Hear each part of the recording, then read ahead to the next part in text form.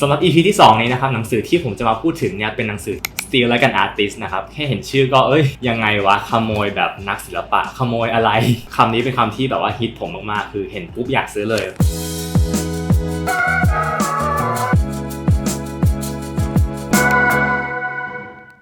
สวัสดีครับกลับมาอีกครั้งนะครับกับช่องชิดแชทวิดกล้องแชทนะครับอยากจะเล่าก่อนว่าทำไมถึงมากับชื่อนี้เนาะเพราะว่าตอนอัด EP แรกเนี่ยยังคิดชื่อช่องไม่ออกก็อัดเอาไว้ก่อนเนาะมาคิดว่าจะตั้งชื่อช่องว่าอะไรดีผมอยากให้การมาเล่าเรื่องหนังสือเนี่ยมันไม่ใช่ความซีเรียสอะไรขนาดนั้นผมก็อยากให้มันแบบคล้ายๆการชิดแชทเหมือนเพื่อนคุยกันอะไรเงี้ยพอมีคำว่าแชทเนี่ยผมก็นึกถึงเหตุการณ์นึงตอนที่ผมไปเป็นนักเรียนแลกเปลี่ยนตอนม.5 นะครับผมชื่อกล้องชัดใช่ไหม KONGCHAT ซึ่งไอตัว CHAT เนี่ยภาษาอังกฤษอ่านว่าแชทเวลาอาจารย์เรียกหรือว่าเพื่อนๆเรียกเนี่ยเขาเรียกว่ากล้องแชทซึ่งแบบมึงกูชื่อกล้องชัดก็เลยพอจะตั้งชื่อว่าชิดแชทเนี่ยไอคำนี้มันก็เลยพูดขึ้นมาในหัวเนาะก็เลยชื่อช่องก็เลยกลายเป็นชิดแชทวิดกล้องแชทนะครับสำหรับ EP ที่2นี้นะครับหนังสือที่ผมจะมาพูดถึงเนี่ยเป็นหนังสือที่ผมจำได้ว่าผมไปที่ร้านหนังสือแล้วก็ไปเจอแบบหนังสือเล่มนี้ Steal Like an Artist นะครับแค่เห็นชื่อก็ยังไงวะขโมยแบบนักศิลปะขโมยอะไรที่สำคัญเนี่ยคำนี้เป็นคำที่แบบว่าฮิตผมมากๆคือเห็นปุ๊บอยากซื้อเลยติด Best Seller ของ New York Times นะคนเขียนเนี่ยก็คือออสติน คลียอนพอผมลองเปิดดูเนี่ยก็ตัวหนังสือก็ไม่เยอะเป็นตัวหนังสือสำหรับภาพนะครับทีนี้เนี่ยผมก็เลยไปลองไปเสิร์ชดูซิว่าออสติน คลียอนเนี่ยเขาเป็นใครในเว็บไซต์ส่วนตัวของเขาเนี่ยเขาก็บอกว่าตัวเองเนี่ยเขาบอกว่า I'm a writer who draw เนาะแล้วก็ I make art with words and books with pictures ก็คือผมรู้สึกว่ามัน contradict กันมากๆเลยเพราะว่าหนังสือที่ผมไปอ่านเนี่ยหนังสือก็คือมักจะแบบตัวหนังสือรัวๆใช่ไหมถ้ามีรูปเนี่ยจะเป็นรูปถ่ายบ้างหรือว่าเป็นรูปวาดที่ปริมาณมันไม่ได้มากขนาดนี้อะไรอย่างเงี้ยแล้วสิ่งที่ผมสนใจมากคือเขาบอกว่า I make art with words เขาสร้างศิลปะจากคำพูดเลยตัดสินใจซื้อมานะครับตอนนั้นหนังสือเล่มนี้เนี่ยถูก publish เมื่อปี 2012 พอเปิดขึ้นไปที่ autobiographical หรือว่าคนเขียนมาแนะนำเกี่ยวกับตัวเองแล้วก็หนังสือเนี่ยนะครับเขาบอกว่า theory ของเขาเนี่ยคือการที่เวลาผู้คนเนี่ยมาแนะนำเรื่องอะไรเกี่ยวกับคนอื่นเนี่ยเขาพูดถึงตัวเองใน situation ของคนคนนั้นเช่นตัวอย่างเช่นเราเคยเจอเหตุการณ์นี้มาแล้วแต่ว่าเรามาแนะนำคนนี้ใช่ไหมเราก็เหมือนเราพูดถึงตัวเองถ้าเราอยู่ในสถานการณ์นี้อะไรอย่างเงี้ยฮะแล้วเขายังมีคำบอกคำหนึ่งว่าด้วยความที่เขาเป็น artist เนี่ยไอเรื่องที่เขาพูดเล่าพวกนี้ตอนแรกคนนึกว่ามันจะแอพพลายได้กับงานศิลปะเท่านั้นนะแต่พอเวลาเขาไปเล่าให้คนอื่นฟังที่ไม่ใช่สายอาร์ตเนี่ยเขาก็สามารถนำไปใช้ได้เขาก็เลยรู้สึกว่าเรื่องเหล่านี้มันสามารถนำไปใช้ได้กับทุกๆแขนงเลยนะทีนี้หนังสือเนี่ยเปิดมาด้วยโคเทชันอันนึงของพาโบโล ปิกัสโซเป็นหนึ่งในอาร์ติสต์ชื่อดังเลยนะในศตวรรษที่20ใช่ไหมก็น่าสนใจโคเทชันเนี่ยเขาบอกว่า art is theftศิลปะคือการขโมยเปิดมาได้น่าสนใจดีลองเปิดไปอ่านต่อนะครับเขาเปิดหนังสือด้วยการบอกว่าหนังสือเล่มนี้เขาจะไม่ได้ดิสคัสนะว่าอะไรคือสิ่งที่ good or bad อะไรคือดีหรือไม่ดีแต่เขาจะบอกว่าอะไรที่มัน worth stealing กับ not worth stealing อะไรที่คุ้มค่าแก่การขโมยแล้วก็ไม่คุ้มค่าแก่การขโมยมีความดาร์กเทาๆหน่อยๆชอบแล้วเขาบอกว่าสิ่งที่ good artist หรือว่านักศิลปะที่มือดีสร้างเนี่ยมันไม่ได้ come from nowhere นะมันมาจากการที่เขาไปเห็นอะไรบางอย่างแล้วเขาเอามา adapt เป็นแนวทางของตัวเองนะครับทีนี้เนี่ยหนังสือเขาบอกว่ารู้ไหมว่าสิ่งเดียวในชีวิตที่เราเลือกไม่ได้เนี่ยคือเราเลือกไม่ได้ว่าเราจะเกิดมากับครอบครัวไหนแต่เมื่อเราเกิดมาแล้วเนี่ยทุกอย่างหลังจากนั้นเนี่ยเราสามารถเลือกเองได้หมดนะครับเขาก็ยกตัวอย่างในเชิงการเงินที่มันจะมีสถิติบอกว่ารายได้ของเราเนี่ยจะเท่ากับค่าเฉลี่ยของคนที่เราสนิทด้วยมากที่สุดเนี่ย5 คนใช่ไหมเขาก็บอกว่ารู้หรือเปล่าความคิดสร้างสรรค์ของเราเนี่ยมันก็เป็นแบบนั้นเหมือนกันคือเราไปชอบใครที่เป็นอาร์ติสต์ระดับท็อป5เนี่ยเรา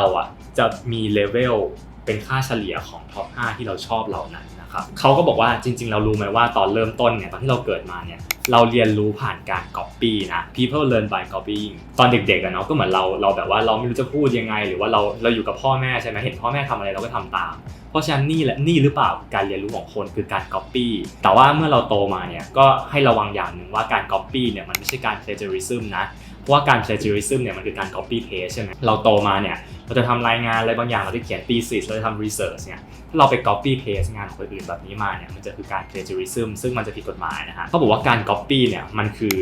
something beyond that มันคือการ reverse engineering เราคือเห็นคนอื่นทำอะไรมาปุ๊บเราเอามาลอง restructure ใหม่สิเราทำเป็นแนวของเราดูนะครับผมจำได้ว่าผมเจอข่าวหนึ่งมาตอนปี 2019เป็นข่าวที่ Apple เนี่ยไปฟ้องร้อง Windows ว่า Windows เนี่ย ไป copy user interface ที่ Apple สร้างตอนปี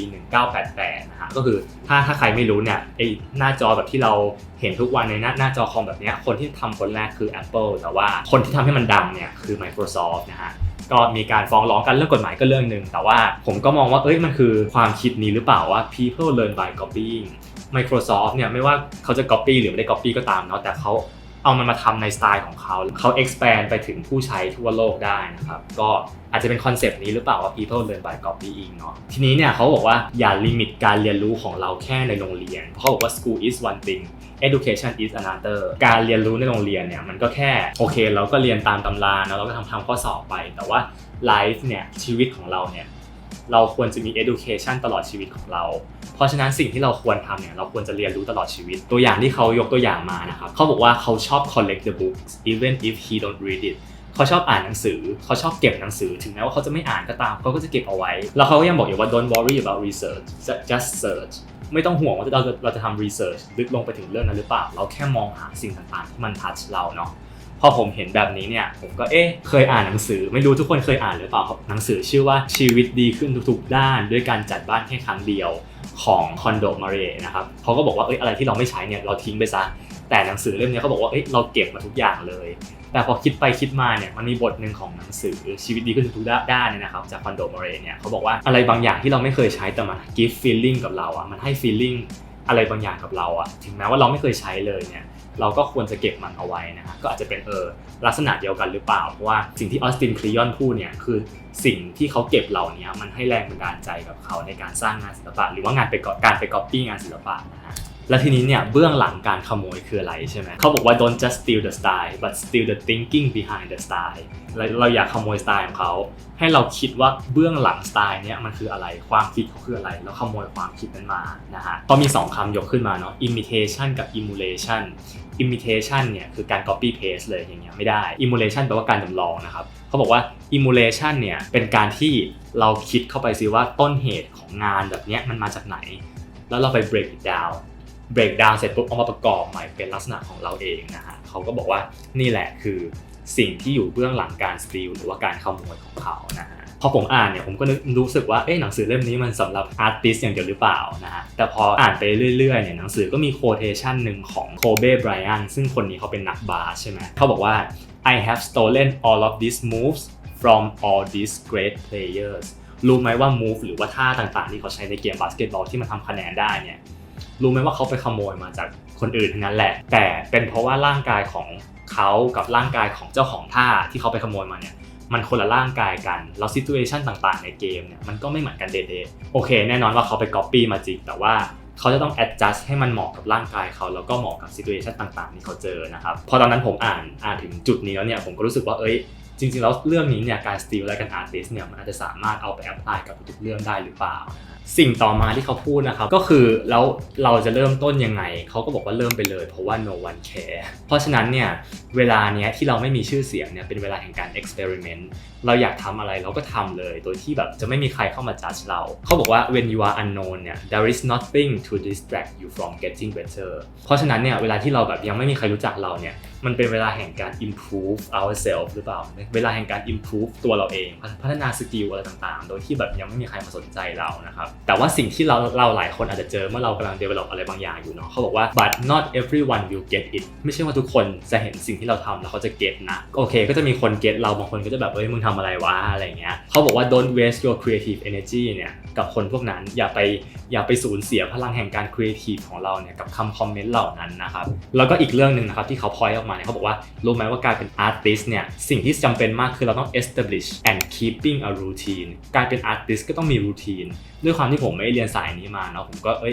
ผมนึกว่าสาย artist คือเขาต้องแบบอารมณ์มาเมื่อไหร่เขาก็มาแต่เขาบอกว่าไม่ใช่เลยการเป็น artist เนี่ยต้องมีรูทีนด้วยนะ4ปัจจัยที่สำคัญนะครับที่หนังสือเล่มนี้บอกว่าเป็นสิ่งที่สำคัญในการสร้างผลงานอะไรบางอย่างออกมาเนี่ยอย่างแรกคือ curiosity นะครับก็คือความสนอกสนใจเนาะแล้วก็ kindness มีความแบบเป็นคนใจดีแบบว่าเห็นใจคนที่จะมาเสพสื่อเราหรือว่า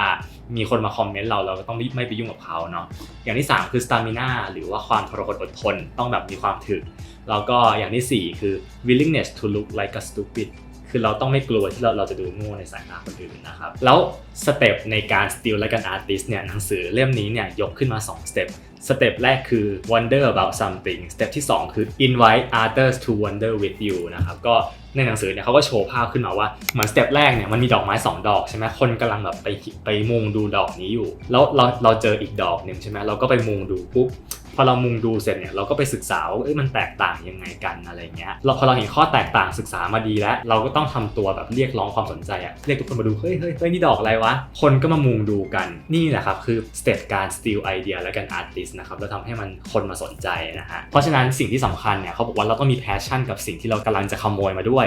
พอเรามี passion เสร็จปุ๊บทำความเข้าใจมันดีเสร็จปุ๊บเราต้องโปรโมทเราต้องดึงดูดให้ทุกคนมาสนใจมันนะฮะเพราะฉะนั้นปัจจัยที่ทำให้เกิดสิ่งนี้เนี่ยเราต้องดู good work นะครับเขาบอกว่ามัน hard มากๆมันเป็นการทำงานที่หนักมากๆแล้วเราก็แชร์สิ่งนั้นเนี่ยกับผู้คนนะฮะแล้วพาร์ทต่อมาเขาบอกว่า do it now ซึ่งพาร์ทเนี้ยหนังสือที่แนะนำการสร้างอะไรต่างๆเนี่ยมันจะมีพาร์ทนี้เสมออย่างเช่น EP ที่แล้วที่ผมพูดเรื่อง creative confidence ใช่ไหมมันก็พาร์ทสุดท้ายมันคือการ do it now หนังสือเล่มนี้การไป steal อะไรบางอย่างมาเนี่ยมันคือการ do it now ใช่ไหมเขาบอกว่าไม่ใช่ว่าการเป็น artist หรือว่าอะไรต่างๆก็ตามเนี่ยเราจะรอให้เรามีแบบอารมณ์มาหรือว่าแบบความอยากทำมันมาแล้วไม่ใช่การรอให้ถึงจุดนี้นะถึงค่อยทำมันคือการ do it now นะครับแล้วหนังสือเขาก็ยก quotation ขึ้นมาคำหนึ่งนะครับเขาบอกว่า fake it till you make it คำนี้เนี่ยทำให้ผมนึกถึงคำพูดของคนหนึ่งนะครับเอมี่คัดดี้ซึ่งคนนี้เนี่ยเขาเป็นผู้พูดใน TED Talk อันนึงที่ดังมากของโลกเนี่ย TED Talk วิดีโอเนี่ยชื่อว่า Your Body Language May Shape Who You Are เอมี่คัดดี้เนี่ยเขาก็เป็นผู้เขียนหนังสือเล่มนึงที่เป็น New York Times Bestseller เหมือนกันนะครับหนังสือชื่อว่า Presence นะฮะเล่าให้ฟังคร่าวๆแล้วกันเอมี่คัดดี้เนี่ยเขาเป็นนักศึกษามหาลัยใช่ไหมแล้วเขาก็ขับรถไปกับเพื่อนแล้วประสบอุบัติเหตุอย่างหนึ่งจนส่งผลต่อสมองของเขาหมอเขาบอกว่าคุณไม่น่าจะสามารถเรียนรู้อะไรได้แล้วแต่ว่าเขาก็มีความพยายามมีความใช้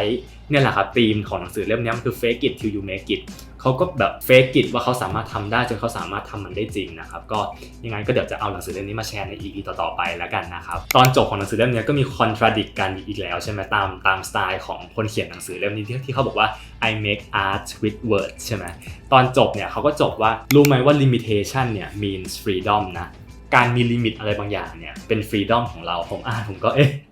มันคืออะไรเนี่ยอะไรอย่างเงี้ยเหมือนการทำสตาร์ทอัพอะครับที่เรายังไม่มีเงินทุนเข้ามาเนี่ยเราอาจจะมองว่ามันเป็นลิมิตเรื่องการเงินใช่ไหมแต่ว่าด้วยความที่เราไม่มีอะไรจะมาสูญเสียแล้วเนี่ยนี่หรือเปล่าคือ freedom ของเรานะฮะก็ผมรู้สึกว่ามัน contradict แต่มันก็ make sense ดีนะครับเพราะฉะนั้นเนี่ยเราควร embrace our limitation เราควรจะโอบกอดลิมิตที่เรามีแล้วก็เดินไปต่อเรื่อยๆนะครับจนเราสามารถเจออะไรหรือว่าประสบความสำเร็จอะไรต่างๆนะครับก็พอผมอ่านหนังสือเล่มนี้จบนะครับผมก็รู้สึกว่ายุคปัจจุบันเราเนี่ยที่โซเชียลมีเดียสามารถเข้าถึงได้ง่ายทำได้ง่ายอะไรอย่างงี้นะฮะบางที่เนี่ยมันก็มีการก๊อปปี้ลักษณะคอนเทนต์หรือว่าสิ่งที่เขาจะนำเสนอเนี่ยโดยที่ไม่มีการปรับเปลี่ยนสไตล์ให้มันเป็นในแนวของเขาเลยก็เหมือน copy paste มาเลยนะฮะหลายๆคนเนี่ยเขาก็คิดว่าสิ่งที่เขาทำเนี่ยมันไม่ใช่สิ่งเรื่องที่ผิดด้วยซ้ำผมก็รู้สึกว่าพออ่านหนังสือเล่มนี้เนี่ยมันควรจะเป็นสิ่งที่ควรจะ apply จนถึงยุคปัจจุบันแล้วก็ต่อไปในอนาคตหรือเปล่าเพราะว่าการสร้างสื่อการสร้างผลงานไม่ว่าจะเป็นผลงานศิลปะผลงานด้านความรู้ต่างๆเนี่ยมันไม่ควรจะเป็นการ plagiarize นะมันควรจะเป็นการ steal และการ artist อย่างน้อยถ้าคุณ steal it มาคุณควรจะมีการ adjust ปรับเปลี่ยนอะไรบางอย่างปรับโครงสร้างปรับเปลี่ยนวิธีการสื่อสารให้มันเป็นสไตล์ของคุณด้วยนะครับอาจจะพูดไปเหมือน steal และการ artist อ่านไปก็สนุกดีได้ความรู้ดีแต่ผมรู้สึกว่ามันก็อาจจะกำลังเป็นปัญหาที่หลายๆคนหรือว่าหลายๆ creator หลายๆคนก็พบเจออยู่เหมือนกันนะครับผมก็รู้สึกว่าหนังสือเล่มนี้ก็รู้สึกว่าอ่านง่ายดีแล้วก็ข้อคิดอะไรหลายๆอย่างเยอะแยะน่าสนใจนะครับผมก็พูดถึงหนังสือสายอาร์ตสาย creative thinking มาสัก2 EP แล้วเนาะ EP หน้าเนี่ยผมก็รู้สึกว่าอยากจะเปลี่ยน feeling ของวิดีโออยากให้เป็นแนวแบบว่าการเมืองบ้างเศรษฐกิจบ้างหรือเปล่านะครับขอสปอยไว้ก่อนว่า EP หน้าเนี่ยผมจะมาพูดถึงหนังสือเรื่อง Why Nation Fail นะฮะทำไมประเทศถึงล่มจมเราประเทศไทยตอนนี้เป็นยังไงเศรษฐกิจโลกที่แบบว่ากำลังถดถอยจากภาวะการระบาดของโควิดอะไรอย่างเงี้ยถึงแม้ว่าต่างประเทศจะเริ่มมีการฟื้นตัวเราประเทศไทยล่ะมันกำลังเป็นแบบนี้นะฮะกำลังจะเป็นตัวอย่างต่อไปในหนังสือ Why Nation Fail หรือเปล่านะครับก็ต้องรอติดตามชมกันใน EP หน้านะครับสำหรับใครนะครับถ้าดู EP นี้จบแล้วนะครับแล้วมีไอเดียอะไรนะฮะหรือว่าอยากแชร์อะไรกับผมเนี่ยก็สามารถคอมเมนต์กันข้างล่างได้นะครับผมจะได้ steal และกัน artist นะครับผมจะได้ขโมยไอเดียออกมาใช้นะฮะก็สำหรับวันนี้ก็ประมาณนี้นะครับสวัสดีครับไว้เจอกัน EP หน้าครับ